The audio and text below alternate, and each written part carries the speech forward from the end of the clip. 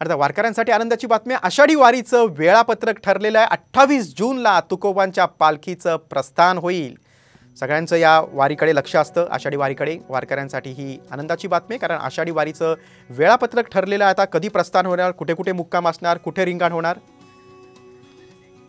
आपण अधिक माहिती घेऊ। आमचे प्रतिनिधी सागर आव्हाड आपल्यासोबत आहेत। सागर, या वारीचं कुठे कुठे नियोजन, कुठे मुक्काम असणार आहे याची सगळ्यांनाच उत्सुकता असते।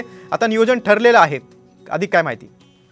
नक्कीच संत तुकाराम महाराज आणि संत ज्ञानेश्वर महाराजांच्या पालखीचं प्रस्थानाचं तारीख जी आहे ती ठरलेली आहे।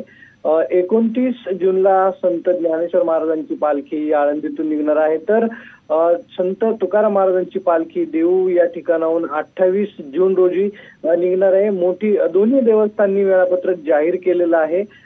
यावर्षी निवडणुका झालेल्या असतील, नवीन सरकार आलेलं असेल, त्यामुळं जे सरकार काय पद्धतीने वारकऱ्यांना सुविधा देते ते पाहणं महत्त्वाचं ठरणार आहे। दोन्ही देवस्थानकडून पूर्णतः तयारी झालेली आहे। सागर, तुम्ही सविस्तर माहिती दिली त्याबद्दल धन्यवाद। आपण बघतो देहू आणि इंद्रा नदीच्या काठावरून आळंदीतून या पालख्या निघतील। ज्ञानेश्वर माऊलींची आळंदीतून निघेल, तर देहूतून तुकोबांची निघेल आणि पंढरपूरच्या दिशेने ते प्रस्थान ठरतील। 28 जूनला तुकोबांच्या पालखीचं प्रस्थान होईल।